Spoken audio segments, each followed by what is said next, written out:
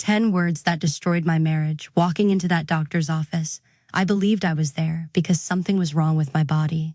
I had no idea I was about to uncover something that had been slowly dying inside me for years. The waiting room smelled of rubbing alcohol and fresh paper. Fluorescent lights buzzed softly overhead. A television mounted in the corner played a morning news program with the sound turned off. People on the screens smiled, pointed at weather maps, shook hands with politicians, and continued living their ordinary lives. Mine was about to split into two. Before that morning, there would be one version of my life. Afterward, there would be another. The nurse handed me a clipboard. Just another stack of medical forms. Name, date of birth, insurance, medical history. Nothing unusual. Halfway down the second page, one question caught my attention. Reason for today's visit. Please describe your symptoms. I stared at the blank space for a long time. Then I began writing. At first, it was simple. Persistent abdominal pain, constant exhaustion, difficulty sleeping. Then my pen stopped. Something inside me whispered, "Tell the truth." For several seconds, I couldn't move. 19 years of silence pressed against my hand. Every lesson I had learned as a child echoed inside my head. Good women don't complain. Good wives endure. Family matters stay inside the home. I almost crossed the sentence out before I even wrote it. Instead, I added 10 more words. 10 ordinary words. 10 words that would destroy my marriage within 72 hours. At the time, I had no idea. But before I tell you what those words were, you need to understand who I was. Because people don't stay silent for 7 years by accident. Silence has to be taught. I grew up in an Amish community where electricity didn't exist. Neither did television. Neither did smartphones. And mirrors were considered vanity. Imagine reaching 19 years old without ever seeing your own face clearly. That was my childhood. The closest thing I had to a reflection was the warped glass of a kitchen window or the rippling surface of a rain barrel. Neither one showed the truth. The first real mirror I ever stood in front of was inside a gas station restroom outside Lancaster. I was 19. I locked myself inside that tiny bathroom and simply stared. My eyes, my nose, the curve of my jaw. I touched my own face because somehow seeing it wasn't enough. The woman looking back at me felt like a stranger. How do you know who you are if you've never actually seen yourself? I still don't know the answer. Leaving the Amish wasn't simply moving away. It was disappearing.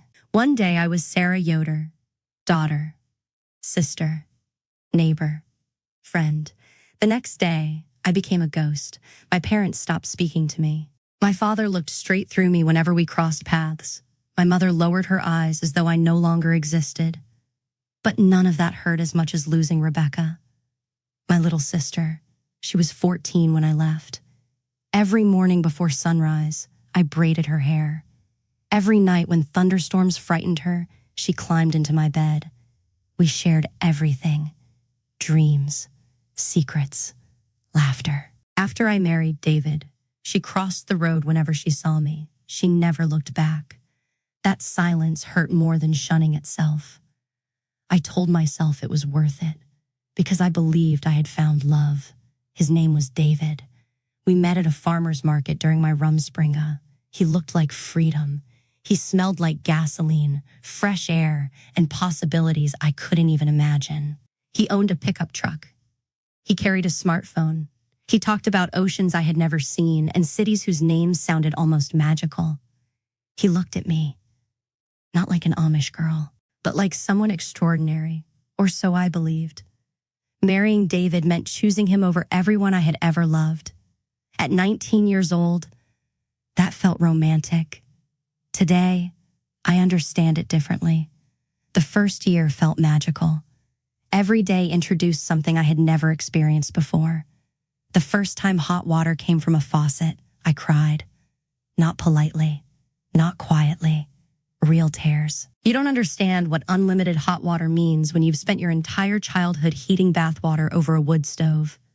David laughed softly and wrapped his arms around me. "You're adorable," he whispered. I thought it was love. Maybe it was. Or maybe it was fascination. He took me to the ocean. I stood ankle deep in Atlantic waves and cried again. I'd only ever read about the sea in books. Now it stretched endlessly in front of me. Blue. Infinite. Impossible. He bought me my first library card. I checked out 30 books because I couldn't believe they would simply let me borrow them for free. Restaurants amazed me. Movie theaters overwhelmed me. Supermarkets looked larger than entire villages back home. Every ordinary thing felt miraculous, and David loved introducing me to all of it. This is my wife, he proudly told everyone. She didn't watch her first movie until she was 19. People gasped. They laughed. They asked endless questions. I answered every one. At first, it felt flattering. Later, it started feeling different. 3 years into our marriage, David invited me to a dinner party hosted by his boss. Beautiful house, glass walls, modern paintings I couldn't understand. Wine flowed freely. Everyone laughed loudly. Eventually, someone asked how we met. David smiled. Then he started telling our story. Only this version wasn't quite true. He described me as completely helpless. A girl who couldn't use a can opener. A woman too frightened to order food in a restaurant. Someone who needed him to survive. Everyone laughed, including me, because I didn't know what else to do. But while they laughed, something inside me cracked. Not loudly, quietly, like ice beginning to melt. From that night onward, the stories changed. Whenever David introduced me, I became less like his wife and more like his favorite story. The Amish girl, the rescued girl, the girl who had never seen a television. People weren't admiring me anymore. They were admiring him for saving me. I didn't notice when admiration slowly turned into ownership. It happened too gradually. He started criticizing my cooking. It's so plain. He bought clothes I never asked for. High heels, tight dresses, bright lipstick. Whenever I hesitated, he sighed. You don't have to act Amish anymore. I wasn't trying to. I just didn't know who I was becoming. The woman in the mirror still looked unfamiliar. Months passed. Then my body began whispering that something wasn't right. It started with exhaustion. Not ordinary tiredness. Bone-deep exhaustion. Then came the aching. Persistent. Quiet. Always there. I ignored it, because that's what women in my childhood were taught to do. Pain wasn't questioned. Pain was endured. My mother had been the community healer. She grew herbs behind our farmhouse. Peppermint for upset stomachs. Chamomile for sleep. Arnica for bruises. She had remedies for almost everything, except the things women weren't allowed to discuss. Those remained silent. I remembered my cousin Hannah. She suffered terrible pain for years after childbirth. Everyone called it God's will. 11 years later, she died from a condition doctors could have treated with a routine operation. Back then, I learned something dangerous. Women survive pain. That's simply what women do. So I survived mine. Or at least, I tried. Until one morning, I woke curled into a ball on the bathroom floor. I couldn't straighten my body. The pain stole my breath. David stood in the doorway watching me. For a brief second, concern crossed his face. Then he said 4 simple words. You need a doctor. He wasn't wrong. Neither of us knew. That doctor's appointment was about to expose far more than an illness. It was about to expose the truth I'd spent my entire life trying not to write down. The waiting room felt colder than it had a few minutes earlier. Maybe the temperature hadn't changed. Maybe I had. The clipboard rested on my lap, and the pen felt strangely heavy between my fingers. Around me, people flipped through old magazines. A little boy played with toy cars on the floor. An elderly couple quietly discussed grocery shopping. Life continued as though nothing extraordinary was happening. Yet inside me, a war had already begun. The medical form asked only one simple question. Please describe your symptoms. At first, the answers came easily. Persistent abdominal pain, extreme fatigue, difficulty sleeping, pain that refused to disappear. I paused. The nurse had already called another patient's name. I could simply finish the form, hand it back, see the doctor, go home, pretend everything was normal. That had become my greatest skill, pretending. Pretending I was happy, pretending I wasn't exhausted, pretending my marriage was healthy, pretending pain was ordinary. For 7 years, pretending had become easier than telling the truth. Then something unexpected happened. I remembered my cousin Hannah. She had spent 11 years pretending. 11 years insisting she was fine. 11 years swallowing pain because everyone around her called it God's will. By the time doctors finally saw her, it was too late.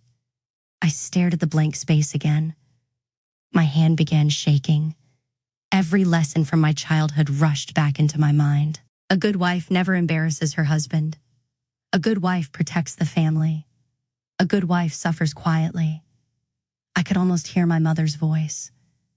Not because she had spoken those exact words, because I had lived them. My fingers tightened around the pen. One sentence appeared inside my mind. Don't write it.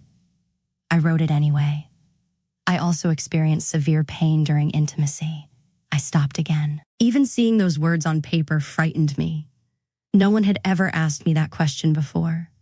No one had ever cared enough to know the answer. I swallowed hard.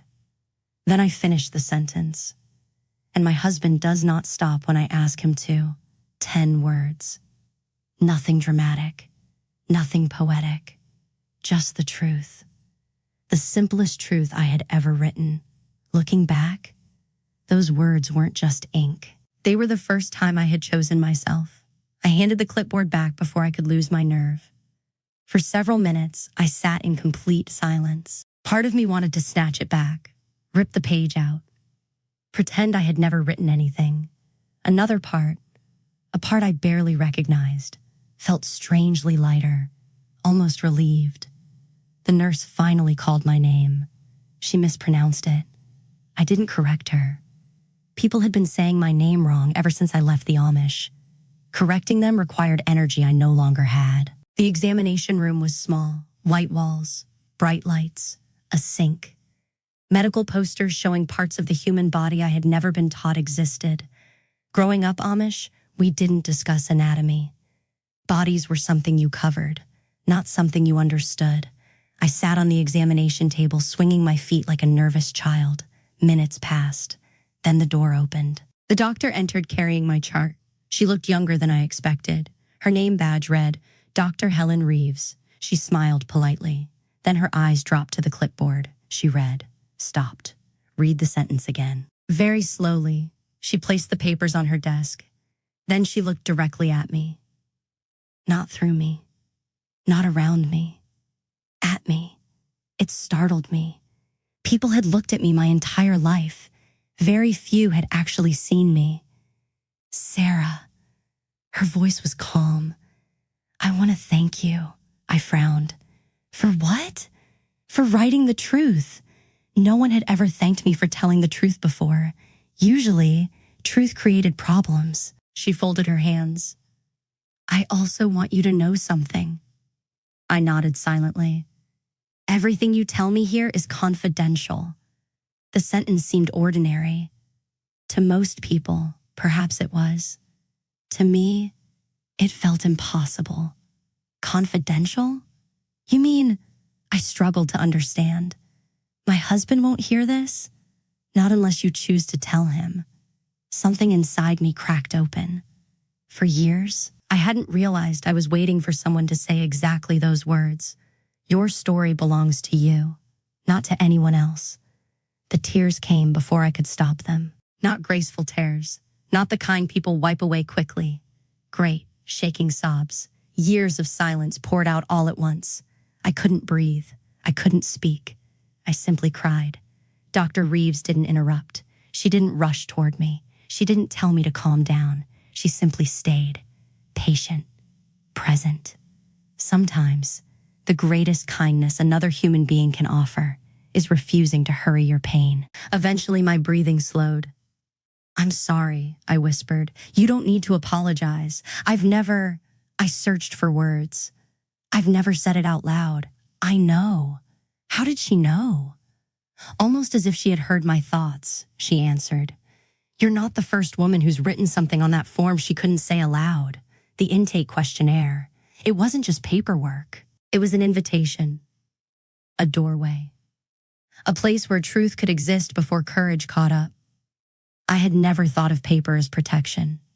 Until that moment. Dr. Reeves began asking gentle questions. Questions no one had asked me before. When did the pain begin? Has anyone examined you before? Do you feel safe at home? Every question felt foreign. Not because they were complicated, because no one had ever believed my answers mattered. Then came another surprise. Before beginning the examination, she asked, "May I examine you?" I blinked. "You asked." She smiled softly. Of course, permission. Such a simple word, yet it felt revolutionary. For the first time in my life, someone treated my body as though it belonged to me. Every step of the examination was explained beforehand. Every movement, every procedure, every touch. Nothing happened without my agreement. I hadn't realized how extraordinary that felt. When the examination ended, Dr. Reeves sat quietly for several moments. "I believe we need to run more tests," she said. Fear rushed back. "Is it serious?" "I don't know yet." She paused carefully. "But I do know one thing." "What?" "You've been living with pain much longer than you should have." I lowered my eyes. "I thought it was normal." She shook her head. "No, Sarah, it isn't." Those 3 words echoed louder than anything else she'd said. It isn't normal. How many years had I spent believing suffering was simply part of being a wife? How many nights had I convinced myself everyone lived this way? Dr. Reeves opened a drawer and removed a small business card. She slid it across the desk toward me. "This belongs to a counselor." I stared at the card. "I don't think I need counseling." She smiled gently. "I didn't say you did." She let the silence settle before continuing. "I'm simply giving you another place where you can tell the truth." I picked up the card. It felt almost as heavy as the pen had earlier. When I walked out of the clinic 20 minutes later, David was waiting beside his truck. He looked up from his phone. "What did they say?" I hesitated. "They're running some tests." He nodded once. "Probably nothing." Maybe he was right. Maybe the medical tests would reveal nothing serious. But something enormous had already happened inside that doctor's office. For the first time in 7 years, my truth existed somewhere outside my own mind, written in ink, filed away, impossible to erase. I didn't realize it yet, but that single page was already on its way to destroying the life I had spent years pretending to love. I kept the counselor's card hidden inside my purse, not because David searched through my things, because I wasn't ready to admit that I might actually use it. For the next 3 days, life continued exactly as it always had. I went to work at the bakery. I smiled at customers. I baked bread. I came home, cooked dinner, folded laundry, answered David's questions with one-word replies. If anyone had watched us from the outside, they would have seen an ordinary married couple. But inside me, something had changed forever. For the first time in years, I couldn't unknow what Dr. Reeves had said. It isn't normal. Those words followed me everywhere. While washing dishes, while driving to work, while lying awake beside David at night. Every painful memory I had spent years explaining away suddenly looked different. I remembered every time I had ignored my own body. Every time I had convinced myself that love required silence.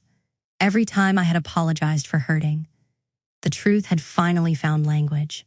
And once truth has a name, it becomes impossible to bury again. David, meanwhile, acted as though nothing had happened. He never asked how I was feeling, never asked whether the pain had improved, never mentioned the appointment again. That was one of his greatest talents. Forgetting anything that didn't fit the story he preferred to believe. On the 4th afternoon, I unlocked the front door after work. The house felt unusually quiet. No television, no music, no footsteps. David was sitting at the kitchen table. Both elbows rested on the wood. His hands gripped a single sheet of paper so tightly his knuckles had turned white. I stopped walking. Something inside me already knew. What is that? He didn't answer immediately. Instead, he slowly lifted the page. Yellow highlighter marked one sentence. My sentence. The one I had written on the intake form. The room suddenly felt too small to breathe in. I went to pick up your test results. His voice was calm, too calm. They gave me your medical file. I stared at him. Then at the paper. Confusion struck before fear. My file? I read everything. Later, much later, I would learn that I had unknowingly signed paperwork allowing my spouse access to my medical records.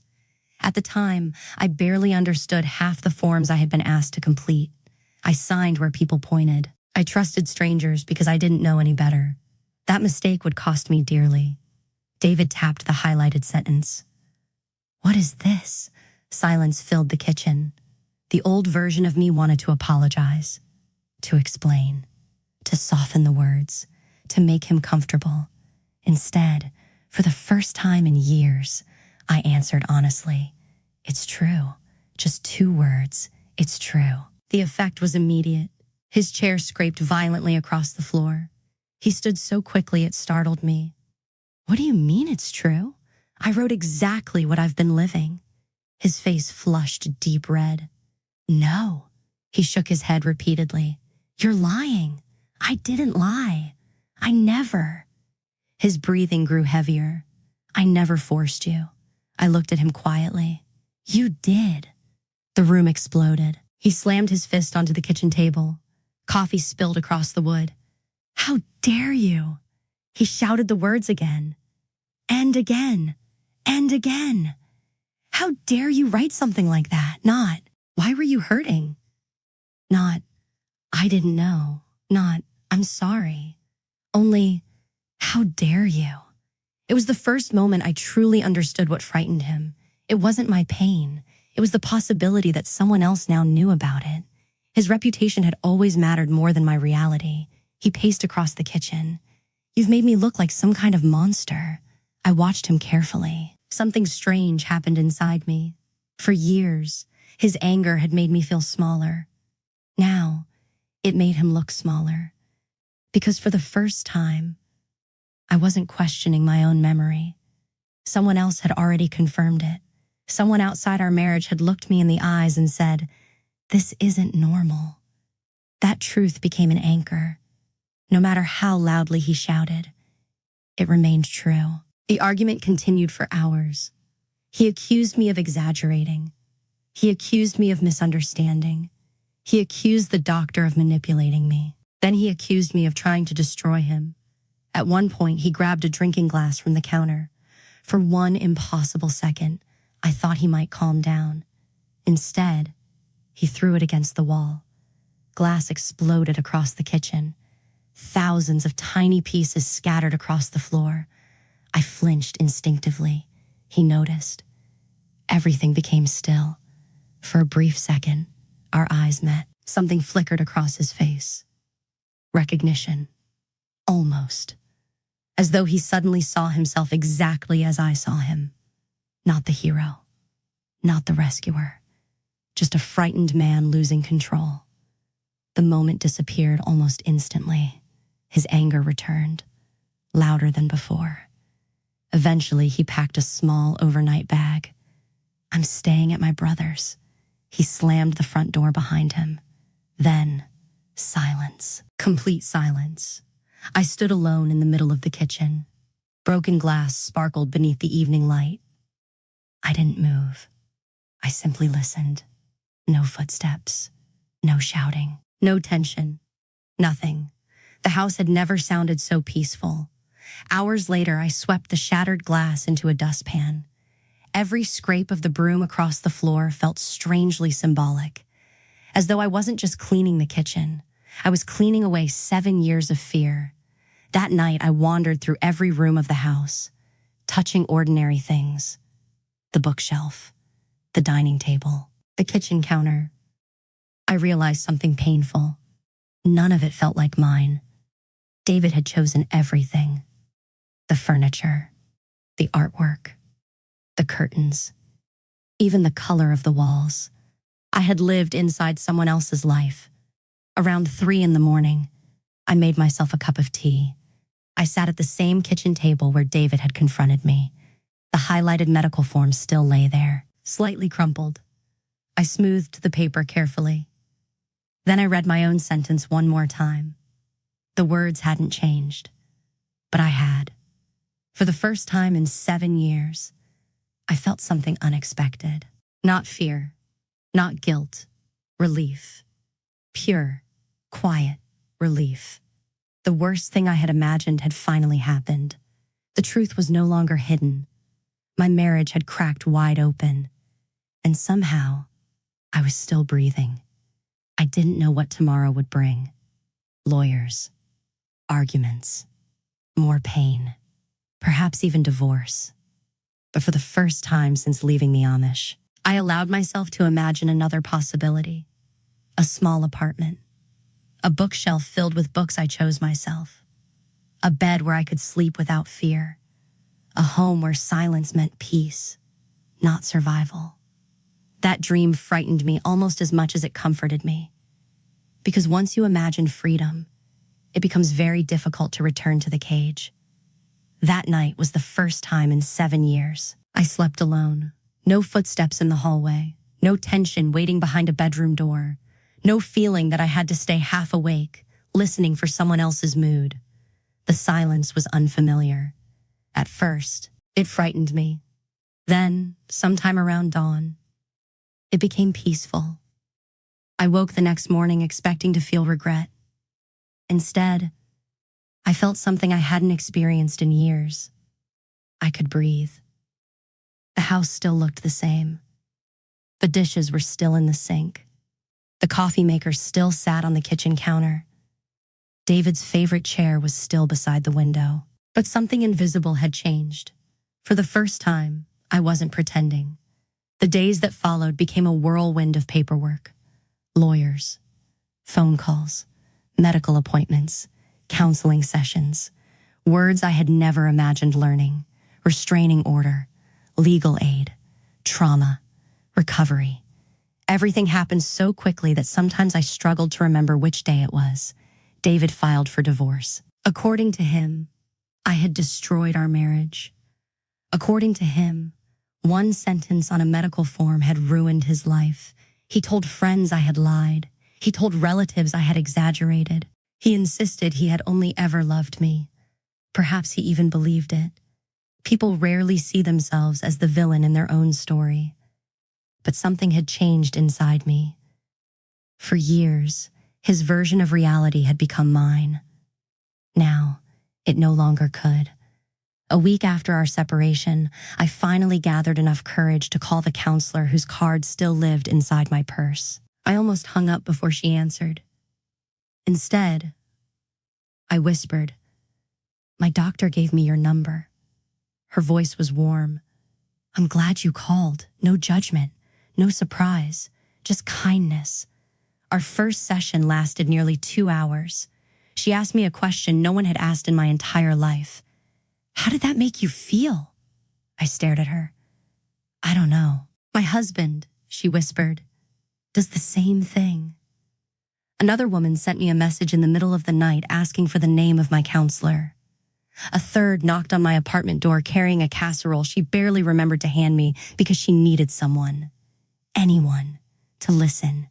Each conversation sounded different, yet somehow they all began the same way. I thought I was the only one. One afternoon, an elderly woman named Claire visited my apartment. She had been married for 42 years. 42. She sat quietly at my tiny kitchen table, twisting a tissue between her fingers. Finally, she looked at me and whispered, "I believed this was simply what marriage was." Then she cried. Not for herself alone. For every year she had remained silent. We cried together. Different generations, different stories, the same wound. That was the day I realized something profound. Truth spreads, not like gossip, like light. One honest sentence gives another person permission to speak. Then another. Then another. My apartment slowly became my first real home. It wasn't large, just one bedroom, a tiny kitchen, old wooden floors. But every single object inside belonged to me. The bookshelf, the coffee mugs, the blankets, even the curtains, especially the curtains. They were bright yellow. People sometimes ask why I mention those curtains so often. Because David chose everything in our old house. The furniture, the artwork, the colors. I simply lived among his choices. Those yellow curtains were the very first decoration I chose entirely for myself. Every morning sunlight poured through them and painted golden squares across the floor. Every morning they reminded me of one simple truth. I was allowed to want things. That lesson sounds small. It isn't. People who spend years surrendering every preference eventually forget they ever had preferences at all. Choosing yellow became an act of freedom. Today, I still attend therapy. Not because I'm broken, because healing deserves maintenance. Some weeks we talk about my marriage. Some weeks we talk about my childhood. Some weeks we simply sit quietly while I learn to trust my own thoughts. Healing isn't a straight road. Some mornings I still wake from nightmares. Sometimes loud voices make my heart race. Sometimes I still catch myself apologizing for taking up space. Then I stop. I breathe. I remind myself of something my counselor taught me. Freedom isn't something you reach. Freedom is something you practice. Every single day. These days, each morning begins the same way. I stand before the bathroom mirror, the same kind of mirror I never had growing up. I look directly into my own eyes. Then I say 3 simple sentences. You are allowed to exist. You are allowed to say no. You are allowed to be seen. Some mornings, I believe those words immediately. Other mornings, I repeat them until they finally feel true. People often ask whether I regret writing those 10 words. Never. Not once. Yes, they ended my marriage. But my marriage had already been dying long before I picked up that pen. Those words didn't destroy my life. They rescued it. Because silence had been destroying me far more slowly. I still think about that doctor's office sometimes. The fluorescent lights, the clipboard, the empty line waiting to be filled. If I had crossed out that sentence, if fear had won one more time, I honestly don't know where my life would be today. Maybe I'd still be pretending. Maybe I'd still believe pain was normal. Maybe I'd still be waiting for permission to exist. Instead, 10 ordinary words became the beginning of everything. Not the end. The beginning. Sometimes freedom doesn't arrive with applause. Sometimes it arrives quietly, in careful handwriting, on an ordinary medical form. When someone finally tells the truth. And if there's one lesson my story has taught me, it's this.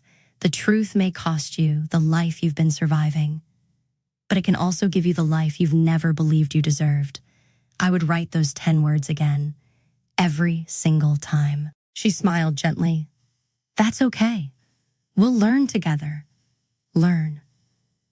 At 26 years old, I had to learn my own emotions. Not because I lacked them, because no one had ever taught me to recognize them.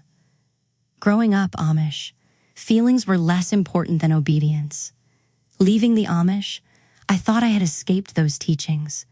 But beliefs don't disappear just because you change your address. They stay, quietly, hidden beneath your skin.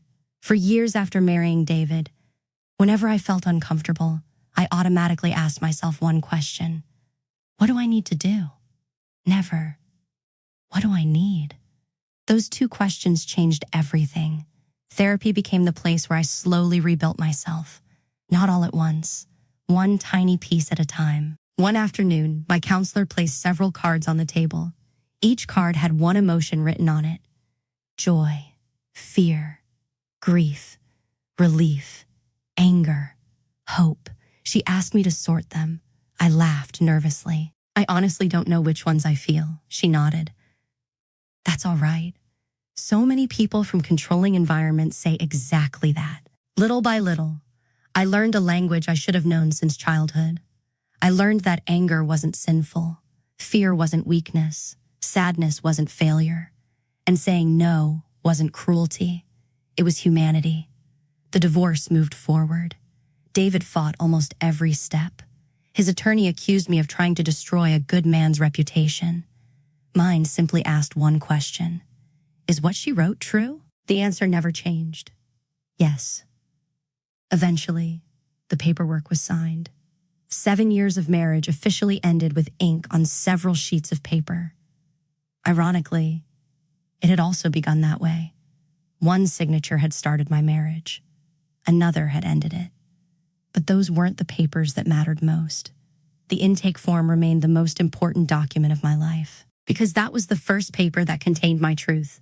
Months passed. Then something unexpected began happening.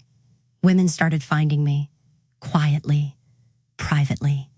One approached me after work at the bakery. She looked over both shoulders before speaking.